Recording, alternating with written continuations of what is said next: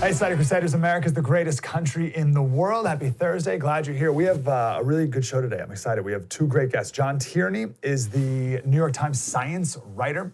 We talk with him about COVID stuff. And then Brandon Weichert's here. He's a new book called Winning Space, How America Remains a Superpower. And I want to talk to him about SpaceX, the launch that was supposed to go off yesterday, and just about space supremacy, why it's important, why the SpaceX launch is important and all that stuff. So we're going to do all that coming up today. But I just want to say just one quick thing about George Floyd. This is the man in Minnesota who the police officer kneeled on his neck for. The video we've seen is 7 minutes, but it starts with him kneeling on his neck, so we don't know how long he was there for. It's the worst thing I've ever seen in my life. It's the worst thing I've ever seen.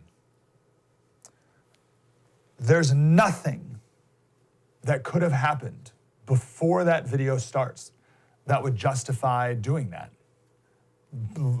Putting his knee, the police officer put his knee on the guy's neck for at least 7 minutes until he died.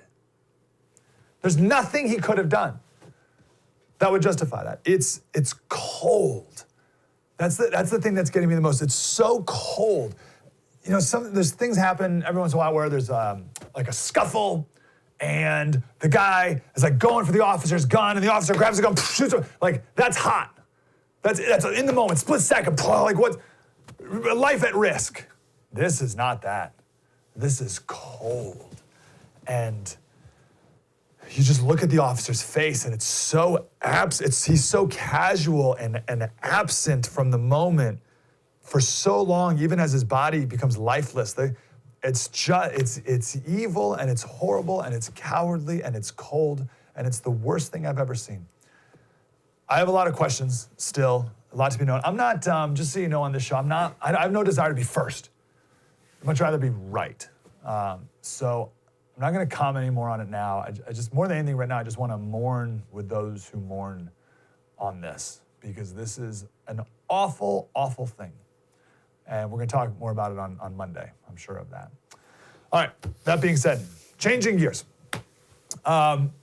We are gonna do a segment now that belonged in 2016. And it's amazing that people have not caught on to this yet, but alas, here we are, people still pretending to be outraged at silly things, hoping that you don't figure it out. So I wanna talk here about Trump's little Twitter spat with Joe Scarborough. So here's how it, well, I was gonna say started, but it didn't really start with this, but here's what kind of got it all riled up. Trump tweeted these two things out. He said, a lot of interest in this story about psycho Joe Scarborough. So a young marathon runner just happened to faint in his office, hit her head on his desk and die? I would think there's a lot more to the story than that. An affair? What about the so-called investigator? Read story. And he has a link to some blog. Another tweet, a blow to her head, body found under his desk, left Congress suddenly, big topic of discussion in Florida. And he's a nut job with bad ratings. Keep digging, use forensic geniuses. So media freaked out, New York Post, Wall Street Journal, even groups on the right joined in on condemning the president, blah, blah, blah. We're bringing out the widowed husband, asking Twitter to take it down. Twitter won't. Now it's this whole big free speech thing. Here's the deal. Ideally, I don't like the president doing this. Period. Now, let's talk about why he does this. This is classic game theory. Now, I am not an expert in game theory. I am an expert epidemiologist. That I most certainly am. These last 3 months, I've been an expert at it. But I'm not a game theory expert, I will admit that. I wish I understood more about this, but I got enough of it to make sense of this. So game theory is when you have two or more actors, usually it's two in most of these scenarios, but two or more actors, and you run these simulations based on how people will or should act. Now, the most important part of this equation here is that your decisions depend on how the other person, his decisions as well, right? So if you decide that you want to lose weight, so you go on a diet and you exercise, that's not game theory, that's all you, right? You making your decisions has nothing to do with anybody else.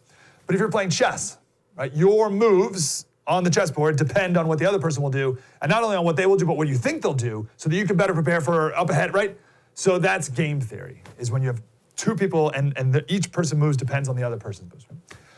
In a free market economy, you got it all the time. Let's say you got two competitors, and they're figuring out, business decisions, like, are they gonna lower their price?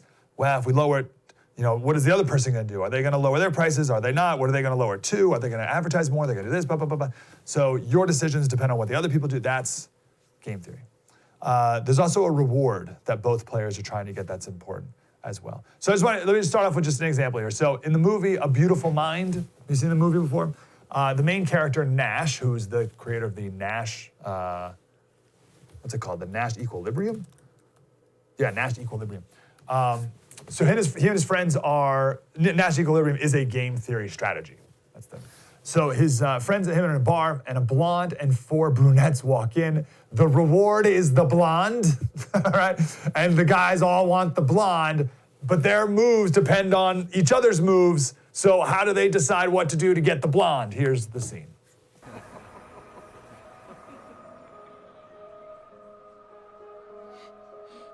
Adam Smith needs revision. What are you talking about? If we all go for the blonde,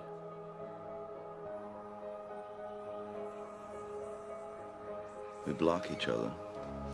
Not a single one of us is going to get her. So then we go for her friends. But they will all give us the cold shoulder because nobody likes to be second choice. But what if no one goes for the blonde? We don't get in each other's way, and we don't insult the other girls. It's the only way we win.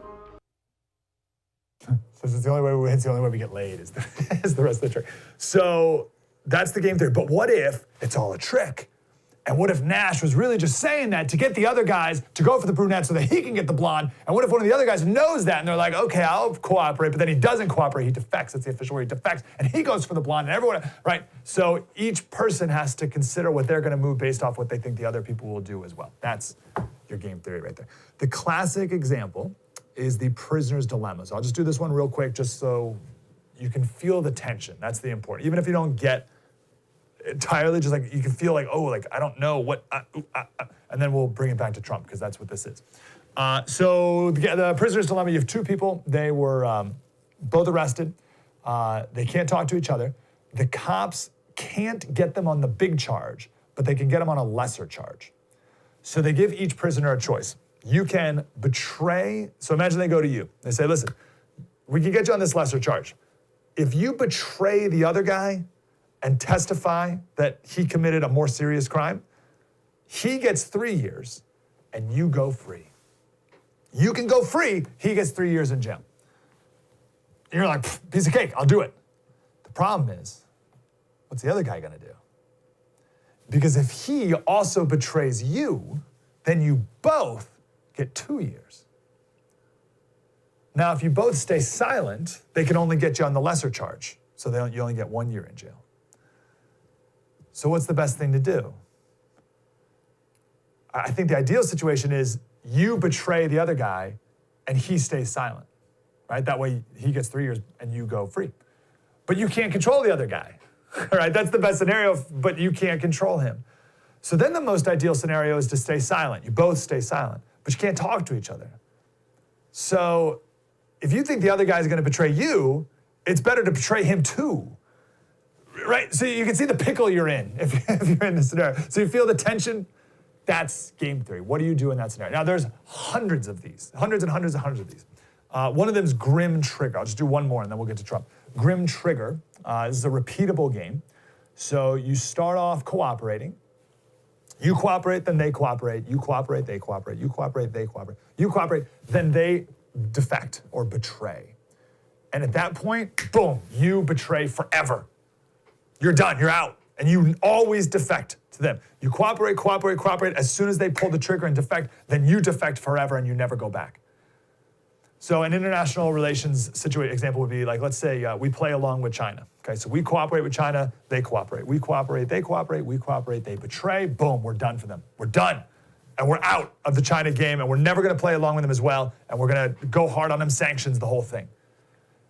You do that properly with one country and all the other countries take notice. And they know not to betray you because as soon as they do, you are never going back. You cut them out and you go to war or whatever.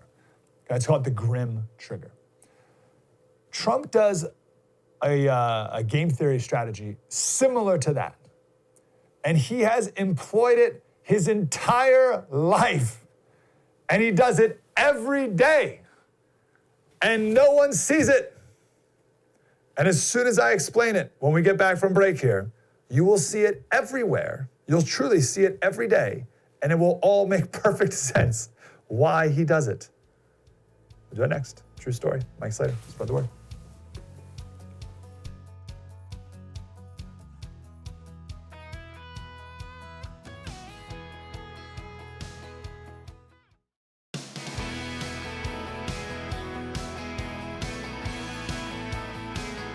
Hey, Slater Crusaders, let's pay off that killer tease we did before the break here. Let's talk about game theory, and once you understand this, this explains Trump perfectly and everything he does in every aspect of his life all the time for his entire life.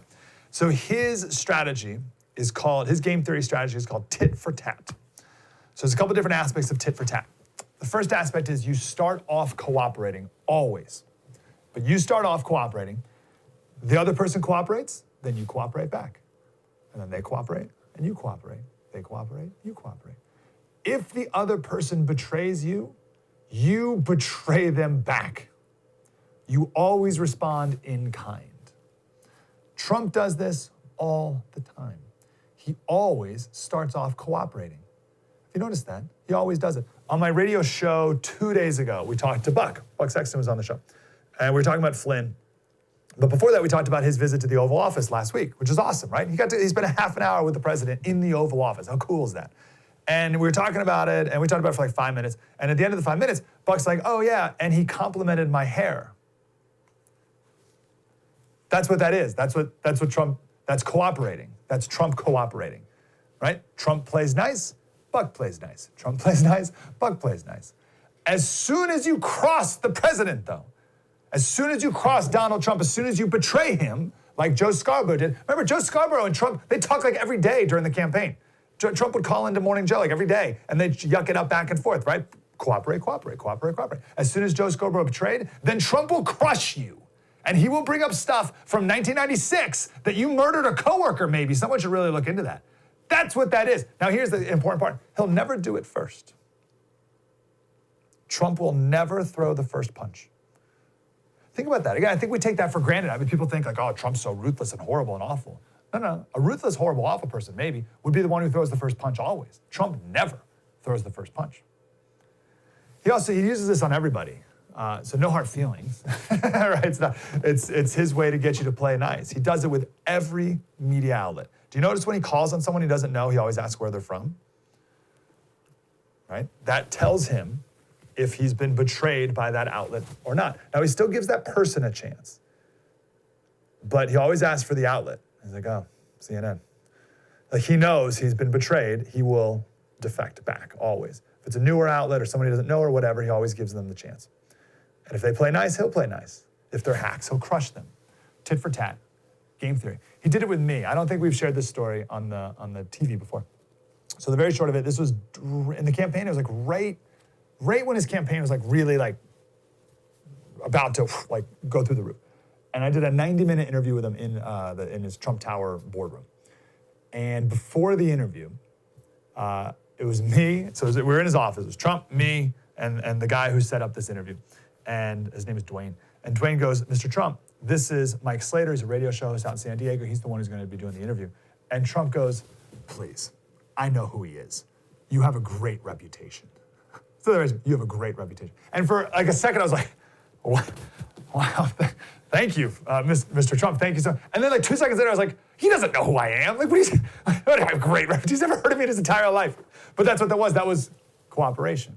So we're about to do the interview. It's live. It's live streamed when we did it. So it was 30 seconds before we went on. And I say, hey, Mr. Trump, it's 90 minutes. We have 90 minutes to go. Say, hey, Mr. Trump, here's the first question I'm going to ask you. And it was about his hotel, like the Hotel Commodore or something, I think, across from Grand Central Station. And he renovated that hotel. And I wanted to ask him about that process and like make a parallel between that and renovating that hotel. And then therefore like all that section in New York and what he's going to do for our country. And I told him kind of the frame of the question. And he goes, that's a horrible question. Who is this guy? You don't ask that question. That's terrible. And they go, 3, 2, and we're live. And you can see, if you watch the video, my face is like, crap, like this is like, that was not only my starting point, but that was like the premise of like the entire 90 minutes I was gonna do, what am I gonna do? So by the way, I asked that question, and he goes, great question, Mike. And then he went on and answered it. But I think he thought it was gonna be like a gotcha. So he thought it was a defection, like a betrayal. So he was ready to come back hard, and he did. He said, who is this guy? That's a terrible question. Right? And then it turned out it was a good question. It was like, oh, great question, Mike. So there's some really good things about this strategy. So again, people think it's ruthless, but it's really not. The grim trigger is ruthless that we talked about before the break. Because in the grim trigger strategy, once you get betrayed, you never go back to cooperating, no matter what the other person does. Once you're betrayed, that's it. You're dead to them. Tit for tat has redemption built into it. So if Joe Scarborough today comes out and says, you know what, this is silly. President Trump, he's actually doing a really great job during this pandemic. And I'm actually surprised how great he's doing. And he cut off travel from China pretty early, way earlier than anyone thought he should have. And he's done a really, really good job. If Joe Scarborough does that, I promise you, the president that afternoon will talk about what a wonderful guy Joe Scarborough is. So Trump sounds ruthless in what he does, but he's actually very forgiving. So first off, because he always starts off cooperating, but then there's always a redemption opportunity built in. So it's a very clear strategy. You know exactly what Trump is going to do. You know exactly. You know exactly how he's going to treat everybody. It will never, ever happen, ever, where somebody treats Trump badly and he responds nicely, and vice versa. He'll never be treated kindly and respond badly. Kim Jong-un's a good example. Starts off cooperating, right? Trump says how great he is, how they're such great friends, how wonderful he is, he's misunderstood, he's a really great guy, always starts off cooperating. Then Kim cooperates, Trump cooperates, Kim cooperates, Trump cooperates, then Kim fires a missile somewhere, and then Trump's out there talking about what a terrible, awful person he is, little rocket man, and all these other things. Then Kim Jong-un cooperates again, and Trump's like, oh, we're pen pals, we write letters back and forth, right? That's how that works. Now, media commentators who get paid a ton of money to talk about this stuff, they don't understand this. They can't understand how the president can just switch on a dime like that. How can he be so inconsistent? And they're wrong. He's perfectly consistent. He's perfectly consistent all the time. He's using the tit for tat game theory. He responds rationally and entirely predictably always. They see it as unpredictable, but it's the opposite. It is 100% predictable, which is good. That's the point. Because if anyone's out there trying or thinking about doing something bad to the president, they and everybody else knows exactly how the president is going to respond.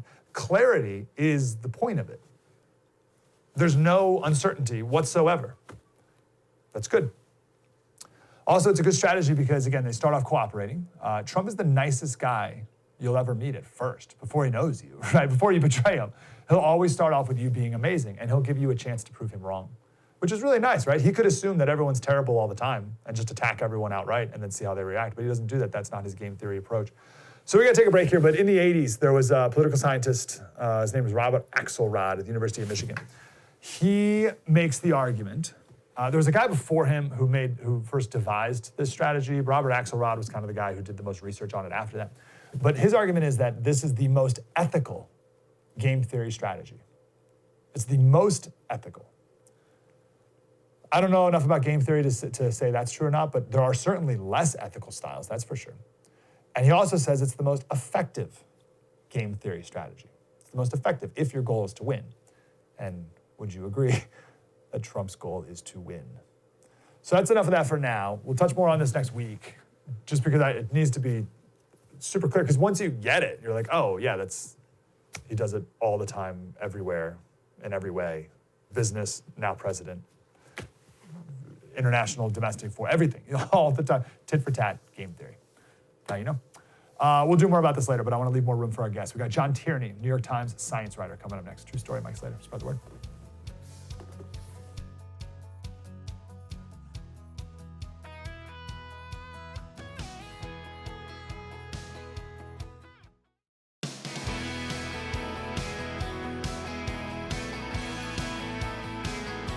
Hey, Slater Crusaders, super excited for our next guest. So here's the story. We last talked to John Tierney, maybe like February. It was right before COVID became like a thing. And we were talking about his new book called The Power of Bad. And John, right here on this show, said there are 3 principles you need to keep in mind whenever there's like a crisis going around. And they are: 1, the world will always seem to be in crisis. 2, it's never as bad as it sounds. And 3, the solutions could easily make things worse. So I had that in my brain. Then the COVID thing happened. And if you'll remember, we did a segment or 2 about that, about John Tierney, about the book, about how we should approach it with this. And then I strayed from that.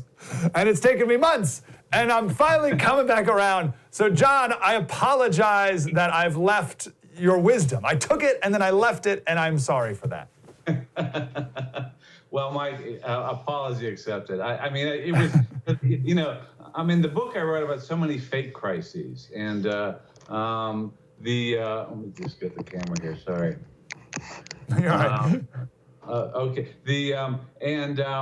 And this one was a real problem. I mean, you know, this was a real pandemic, and pandemics are one of these things we've always had to deal with in human history. I mean, we're lucky today in that they're so rare. These used to just be routine. You know, there was tuberculosis, cholera all the time in cities.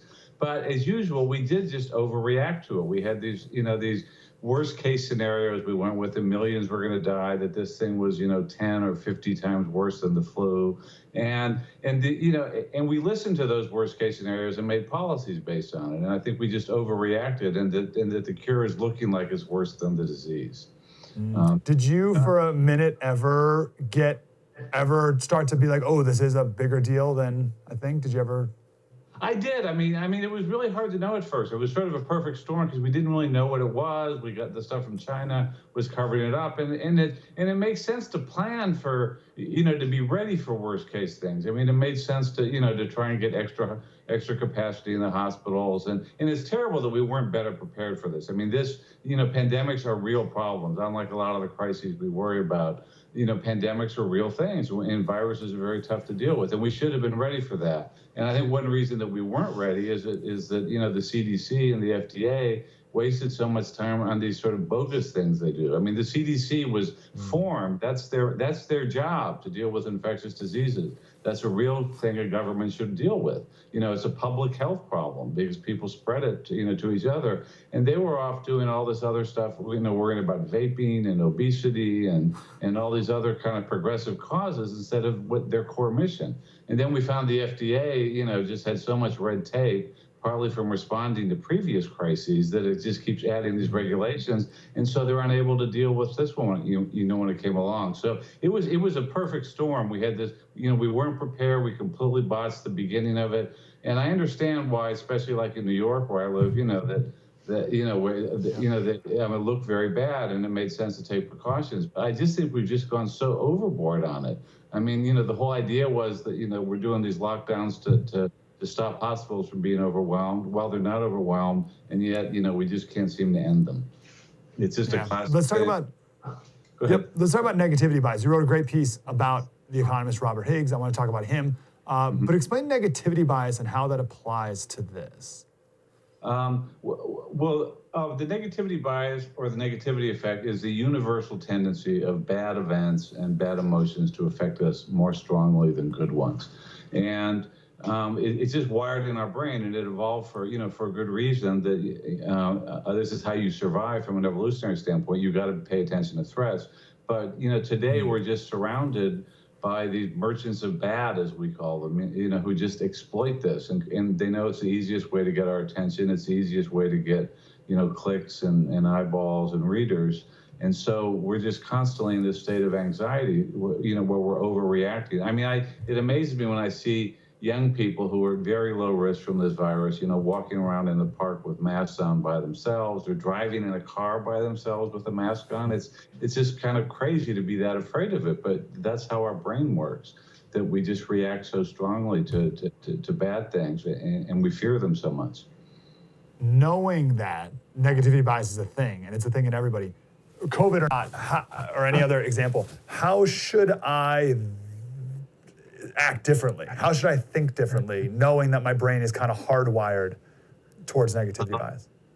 Well, that negativity bias is in the real primal region of your brain that evolved a long time ago. Fortunately, we do have this prefrontal cortex that, that enables us to use rational, slow thinking, to overcome these gut feelings, these gut reactions. And I think, that you want to try and take it and put things in perspective. And that, that means, looking at the numbers, what is the real risk to me of this happening? There were some people at risk from this virus, but, most people were not.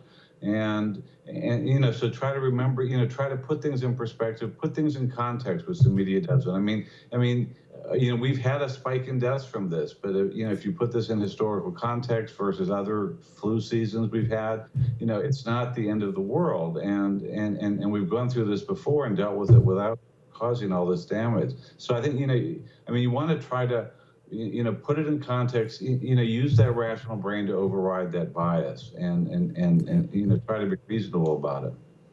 Do you think of that rational brain, the prefrontal cortex, as like a muscle? Can you work it out and exercise it and get better at it? Right, yeah, absolutely. I mean, this habit. I mean, whenever I see a story about a crisis in the news, I read it carefully to look what exactly did they find, and what's the big picture, what's the long-term trend, instead of what's the scary anecdote from today. To train yourself to do that, and then also just to to go on what we call a low bad diet, which is basically don't look for other sources of information, curate your news feed so you're getting people who actually so you're getting sources that actually give you a perspective on it instead of just or just trying to scare you. So that concept and that word, curate your inputs, your news feed. I remember when you told me that back when the book came out, and that's been literally a life changer. Like the idea that you can curate your inputs. Oh yeah, it was absolutely. And yeah, the low bad diet. It's good for your soul. Not only your brain, but it's just good for your soul. Yeah, definitely. It improves your whole outlook on life when you think I'm not walking around, so fearfully, and you end up in a way being, there's this problem we call safety addiction, that people are just so afraid of bad things happening that they become safety addicts. And in the book we talk about how football coaches keep punting on fourth down because they're so when it's stupid, but they're so afraid of failing. Pro golfers, they lose.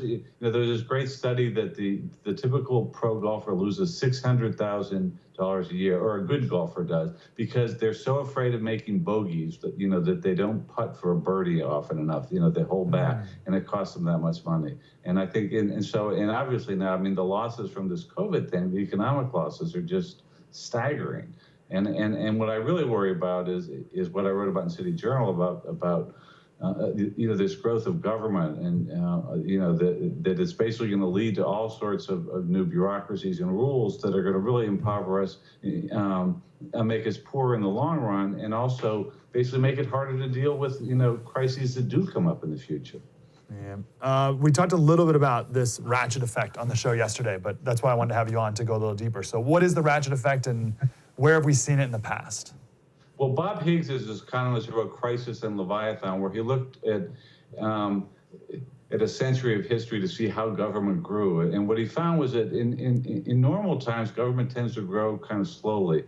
But what happens is during a financial panic, or during a war, or during another crisis, whether it's real or imagined, suddenly, the logjam breaks, and suddenly, people are so fearful that they want politicians to do something, and they follow that kind of classic logic of, something must be done, this is something, therefore it must be done.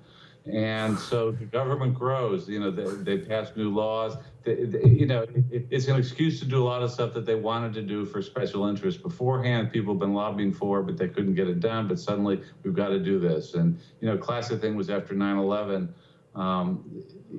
that problem was not caused by airport screening. It was caused by bad policies that let them bring box cutters on. The airport screeners didn't, they did their jobs, but it was an excuse. The Democrats in Congress had always wanted to have a big unionized federal workforce doing this. So they created this monstrosity, the TSA, that is just, it just becomes synonymous with waste. And it's actually terrible at doing its job of screening stuff, and it's incredibly expensive, wasteful. We've got those long lines, and, there's a reason that traveler that's known as a TSA is thousands standing around. We're all waiting in line. Bureaucracy created in this panicked response to the terrorist attack. And think of all the New Deal programs we still have today. And wasn't there like some phone tax that we just got rid of a couple of years ago from like the Civil War or something ridiculous like that, or Spanish-American War or something? These things last forever. No, because once you create this, a subsidy, you've got this whole, this coalition of people who benefit from it, and they're not going to give it up. And that's also, as Higgs talks about in his book, that's also the negativity effect, because we hate losing things more than we care about gaining things. So once we get something, we fight so hard to keep it. And once you establish a bureaucracy, it's not going to go out of business when the crisis is over. That after a war, the military doesn't shrink back to its pre-war size. I'm sorry, I didn't mean to interrupt. I wanted to ask you that. Do you know of any circumstance / is it possible now to have a ratchet down? So you've been talking about the ratchet up effect. Is there ever a ratchet down in a crisis? I don't know of any, and when I spoke with Higgs about this, he was just pessimistic. I mean, the optimist in me sees, there's been like more than 400 regulations that have been waived during the COVID crisis because, all these things that have been slowing down the development of tests, slowing down the deployment of protective equipment, and stuff like there were all these protectionist laws that prevented doctors in one state from practicing in another. There were these restrictions. You couldn't do telemedicine. You couldn't do video stuff. And they waived those rules because we suddenly had an emergency. And my hope as an optimist is that now that we've seen that that this stuff works better without regulations, that we'll keep getting rid of those regulations. And there is some hope that that for once, at the moment at least, in the past we've usually elected people like FDR when there's a crisis. We elect Democrats who really love to expand the government as a way of solving problems. Now we have someone who is at least who is very committed, he says he is, to deregulation. That's their philosophy, and they have eliminated a lot of rules even before this. So the hope would be that they'll use this as an opportunity to get rid of some more. The famous line by Rahm Emanuel, Obama's chief of staff, that you never want a serious crisis to go to waste.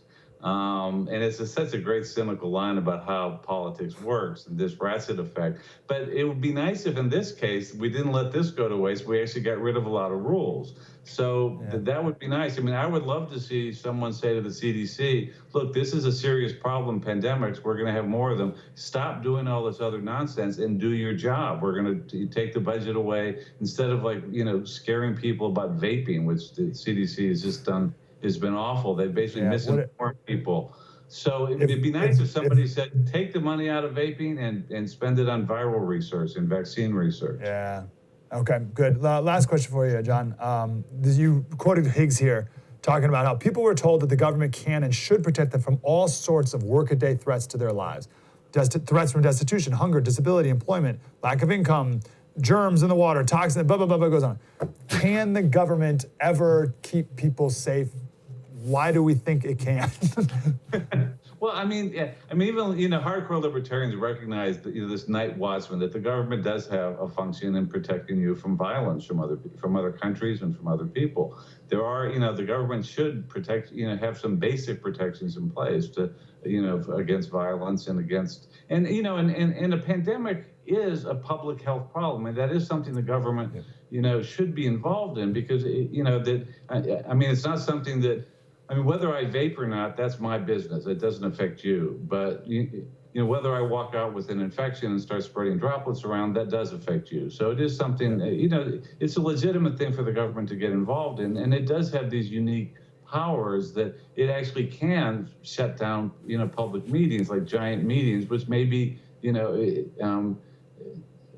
there are circumstances when it should do that, when there is this pandemic. So there is something for the government to do. But most of these other threats about, the government is not it doesn't create jobs. The private sector creates jobs. And for most of these things, the private sector does a much better job and will do a better job if the government lets it do its job instead of imposing all these regulations. Yeah, love it. Let's hope for a ratchet down, but we need to at least know the threat of a ratchet up. So please check out John Tierney's book, of course, The Power of Bad. Your Twitter's John Tierney, NYC, and from City Journal and Manhattan Institute. John, super grateful for your time. Thank you, sir. Thank you, Mike. Have a great day. True story. Mike Slater. More coming up. Spread the word.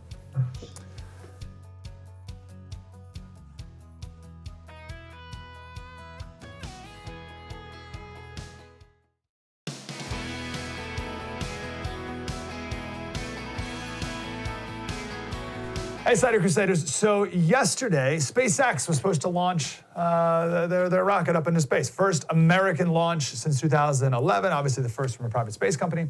So those are like the two big talking points. But I remember like kind of reading up on the story and watching the launch that didn't end up happening. It's going to happen on Saturday. And thinking, well, there's got to be more to this. It's going to be like something more interesting than just it's been 9 years since we've launched a rocket in America. And the guy to answer that question is Brandon Weichert, geopolitical analyst, and he's got a new book coming out next month or July called Winning Space, How America Remains a Superpower. And it's going to talk about the Space Force and how we stay dominant there. Are we First of all, hello, Brandon. How are you? Hi. Are we dominant in space right now or no, would you say? We are kind of dominant. The problem is our enemies, notably China, are rapidly catching up. They are competing with us in every potential area, including space. In fact, they've identified space as being probably their most important strategic objective for gaining control over, because obviously if you control space, it's the ultimate strategic high ground. You can control the rest of the terrestrial domains, land, sea, air, and even cyberspace, obviously because of our satellites that orbit the Earth.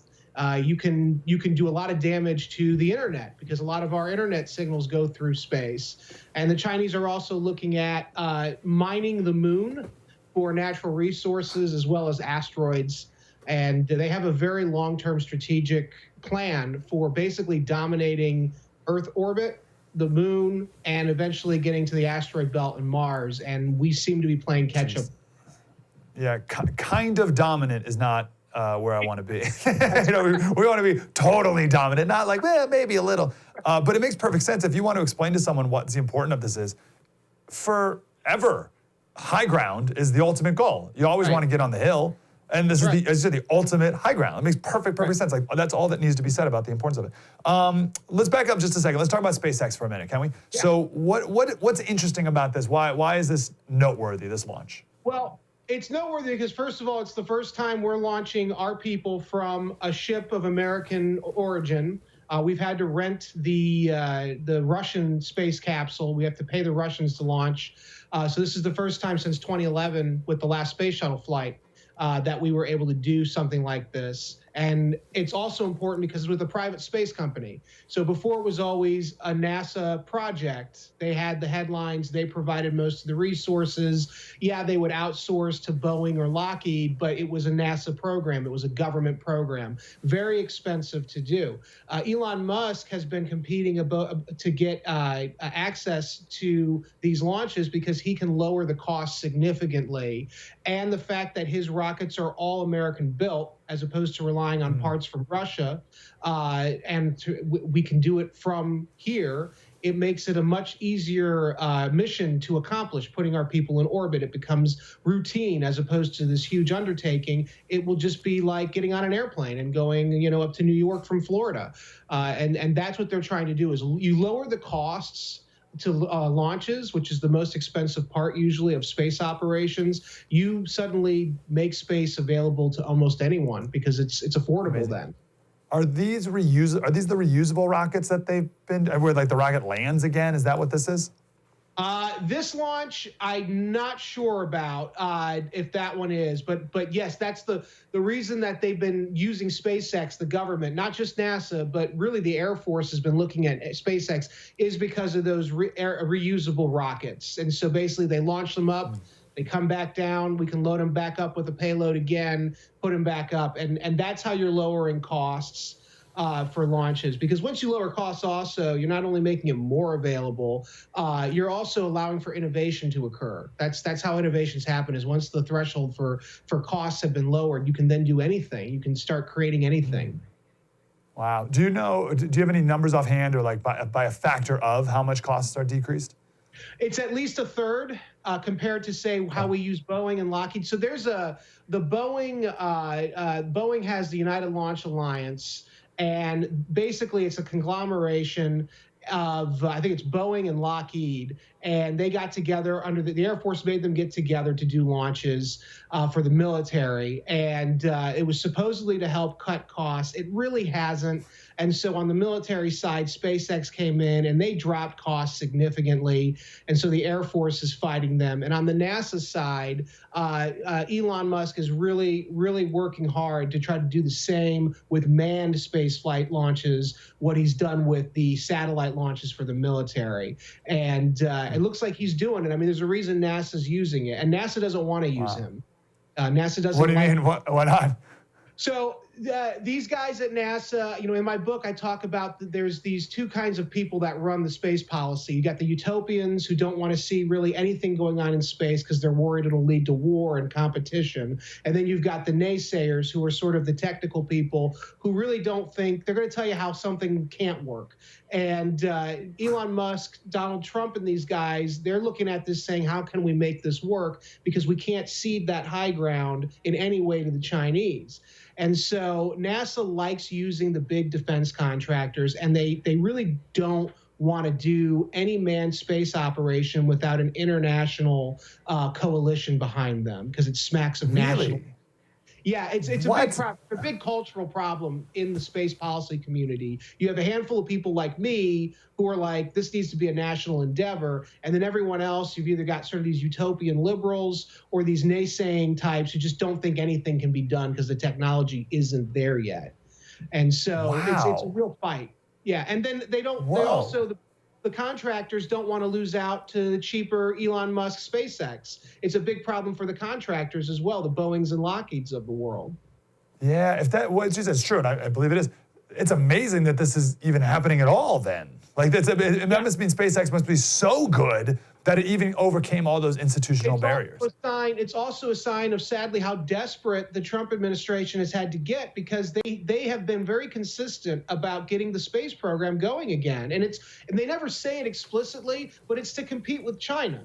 And for some reason, particularly the NASA side of space, they don't seem to get that message, and they're fighting the Trump appointees every turn because they don't want to do it. They want to, take pretty pictures of the galaxy, which is great. but we've got to get to the moon again, and we've got to get to Mars. Right now, China's getting ready to surprise us, and I think this summer they're going to be launching their first mission to Mars. It's an unmanned mission because that's when the orbits of Mars and Earth are closest. It's called the home and transfer point. And if they can get there, they're going to be now the, I think, second country besides the United States to get an actual lander on Mars. I think actually they might be the third. The Soviets might have gotten there as well. But the point is, this is a huge win for China if they can do this summer. Sure. And it makes us look bad because we can't even get to the moon. I was going to ask when and why did we decide to not launch any more stuff here, and why did we choose Russia to be working with? That's that's as dumb as making surgical masks in China, right? Yeah, and in my book, I talk about, imagine if the British got rid of their Navy and had the French ferrying them to the New World. It's insane. We did it because we were trying to keep the peace with Russia. They also are the next, probably most potent space power. At the time in the early 2000s when we were starting to do this with Russia, China really wasn't a factor. In the last 15 years, China's just ripped open their space potential, and they don't seem to be stopping anytime soon. And so we were relying on Russia rather, because we thought, well, hey, they're our friend and they're kind of weak, and we're never going to be in a war with them, any kind of competition with them again. And then the Obama administration came in, and they didn't want to spend the money on the space shuttle program, and they didn't have a viable alternative. It takes years to get a replacement for a manned space ship. And so once we got rid of the shuttle, the Obama administration had no follow-on for that. They basically let those capabilities erode. People lost their jobs in the Space Coast in Florida. Engineers moved on. Once you lose the capability like that, it's very hard to reconstitute it. It takes years. And so we're playing catch-up now in the manned spaceflight program, and it was a huge mistake. And it took Elon stinking Musk. Yeah. What's his motive to do this? Well, he wants to make money, but obviously he's already wealthy. And so this is really just kind of a cool project for him. And he's a believer. I mean, I listened to him. I've seen him now multiple times in interviews and whatnot. It's clear that he doesn't have to do the stuff he's doing. He's doing it because he thinks it's fun and he thinks it will save us. And I think he's right. Wow. And clearly the Chinese do too as well, because the Chinese are up in arms. They're apoplectic that we're doing this. The Russians, with space mining, the Russians have now said that they will go to war with any country that attempts to mine the moon. Of course, I don't think they threaten China. I think they threaten us. And so this is SpaceX is going to drive down costs for us and encourage private sector innovation, which, of course, when you get our private sector involved, that's innovation all over for us. Yes. And we'll be able to outstrip anything that the state-run Chinese or Russian programs can do. Wow, that's amazing. It really is the next frontier. Wow, that's unbelievable. Okay, let's, Brent, I hate we got to run, man. Let's, I was going to say let's talk when the book comes out. That's July 20th. I don't want to wait that long. Can we maybe talk next week or the week after? We'll talk about the launch and see how things are going. Let's do it. Yeah. Yeah, superb. You can pre-order it now on Amazon. Winning Space, How America Remains a Superpower. Brandon Weichert, and you can go to his Twitter is wethebrandon.com. Brandon, great job as always, man. You're the man. Appreciate you. Thank you. Yeah, talk to you later. True story. Mike Slater tomorrow. We got our big special, including Alan Dershowitz will be here. Spread the word.